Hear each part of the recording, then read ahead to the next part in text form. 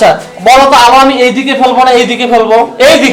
এইদিকে তো পাড়া লাগানো আছে, পাড়ার দিকে আমরা আয়নায় যদি কোনোদিন এই যে চেহারা দেখি তাহলে কি যে এইদিকে কালার করা থেকে ওইদিকে কি কখনো দাঁড়াই না? বুঝতে পারছো যে এইদিকে ক্লিয়ার থাকবে ওইদিকেই তো দাঁড়াবো, বুঝতে পারছো? অর্থাৎ আলোগুলোকে প্রধান অক্ষের সমান্তরালে ফেললাম, এই যে প্রধান অক্ষের সমান্তরালে ফেলতেছি, প্রধান অক্ষের সমান্তরালে ফেলতেছি, তা আলোগুলো কি ভিতরে ঢুকবে না? বাধা পেয়ে এটা ব্যাক করবে। এই আলোটা এই দিকে চলে গেছে, এই আলোটা এই দিকে চলে গেছে, এটা এই দিকে চলে গেছে, এটা এই দিকে চলে গেছে। কিন্তু যদি আলোগুলোকে আমি পিছন দিকে বর্ধিত করি, এই পিছন দিকে বর্ধিত করে সব আলোগুলো প্রধান অক্ষের উপর একটা নির্দিষ্ট বিন্দুতে মিলিত হবে, ঠিক আছে? সেটাকেই বলা হবে প্রধান ফোকাস। এখানে সরাসরি মিলিত হয়েছে, এখানে সরাসরি মিলিত হয় নাই, তার মানে কি এটা সৎ হবে না অসৎ হবে?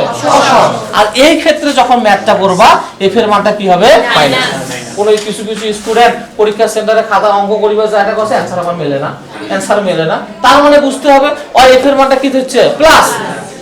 বলো তো প্রশ্নে প্লাস দেওয়া থাকবে না মাইনাস দেওয়া থাকবে? প্লাসে দেওয়া থাকবে, সামনে কোনো চিহ্ন নাই, খালি লেখা আছে কোন লেন্স বলো তো, কোন দর্পণ? উত্তল। তা উত্তল দর্পণ থাকলেই তোমাকে অটোমেটিক্যালি এই এফ এর মানটা কি ধরে নিতে হবে? মাইনাস। আপাতত তুমি যদি এই সিস্টেমেই মনে রাখো কেন মাইনাস ধরলাম কেন প্লাস ধরলাম, তখন আমি সিদ্ধান্ত দিব যে আসলে এটা হচ্ছে প্রকৃতভাবে মিলে যাওয়ার কারণে এটা হচ্ছে প্লাস, আর এটা হচ্ছে আমি কল্পনা করেছি অসৎ ফোকাস, জোর করে মিলাই দিছি, এজন্য এটা কি বলতো? মাইনাস। তাহলে ফোকাস, প্রধান ফোকাসটা কি বোঝা গেছে? আচ্ছা চলে যাও ফোকাস তল। ফোকাস তল মানে কি? ফোকাস বিন্দু বরাবর। বলো তো ফোকাস কয়টা পাইছি? একটা পাইছি না? ফোকাস বিন্দু বরাবর যে লম্বা লম্বি ভাবে যে তল কল্পনা করা, ফোকাস তল বলতে কোনো কিছু, এটা জাস্ট একটা কল্পনা, এটা ফোকাস বিন্দু না। এই লম্বা লম্বি যে তলটা কল্পনা করা হবে, এই লম্বা লম্বি যে তলটা কল্পনা করা হবে তাকেই বলা হচ্ছে ফোকাস তল, ঠিক আছে? তাহলে ফাইনালি একটু বোর্ডের দিকে তাকাও। আমরা বেশ কয়েকটা গুরুত্বপূর্ণ সংজ্ঞা পেয়েছি, মেরু পেয়েছি, উপমেরু পেয়েছি, বক্রতার কেন্দ্র পেয়েছি, বক্রতার ব্যাসার্ধ পেয়েছি, প্রধান অক্ষ পেয়েছি, গৌণ অক্ষ পেয়েছি, প্রধান ফোকাস পেয়েছি, ফোকাস তল। এই কয়টা সংজ্ঞায় কারো কি কোনো সমস্যা আছে?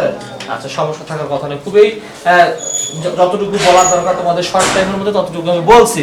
আচ্ছা যাই হোক, আমরা এখন উত্তল ও অবতল দর্পণের চিত্র আঁকার নিয়মগুলো শিখবো। আমি তার আগে একটু কথা বলে দেই, আমরা কিন্তু এই যে পড়ছি দেখো, আমরা এতক্ষণ পর্যন্ত এই বিষয়গুলো পাইছি। এটা একটা অবতল, এটা হচ্ছে একটা উত্তল। অবতল আর কি বলতো? উত্তল।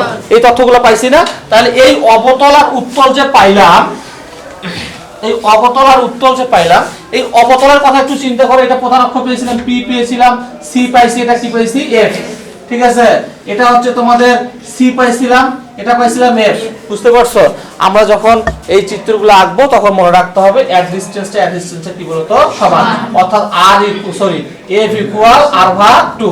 আমাদের এই প্রমাণটা খুব ইম্পর্টেন্ট নয় এখন, ঠিক আছে? যখন আমরা 2012 সালে সিলেবাস পড়ছিলাম, 14 সালে সিলেবাস পড়ছিলাম, তখন ওই সিলেবাসের জন্য এই নিয়মগুলো খুব গুরুত্বপূর্ণ ছিল, কিন্তু রিসেন্ট বিগত 4-5 বছরে এই প্রশ্নগুলো খুব একটা পরীক্ষায় আসে না, এই জন্য এটা একে এখন আর সময় নষ্ট করতেছি না, বুঝতে পারছো? তাহলে আপাতত জাস্ট আমরা এইটা জানবো, এই ডিসটেন্স আর এই ডিসটেন্স সর্বদা কি বলতো? সমান।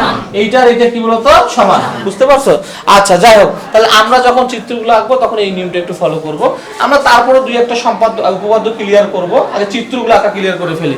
আচ্ছা এখন উত্তল ও অবতল দর্পণের চিত্র আঁকার নিয়ম, ঠিক আছে? তাহলে মনে রাখতে হবে অবতলের চিত্র সবচেয়ে বেশি, উত্তলের চিত্র কম, শুধু একটা চিত্র, আর সমতলের চিত্র হচ্ছে দুইটা। তাহলে চিত্র সবচেয়ে বেশি কার বলতো? অবতলের। অবতল দিয়ে শুরু করে লেখো অবতল দর্পণের চিত্র আঁকার নিয়ম।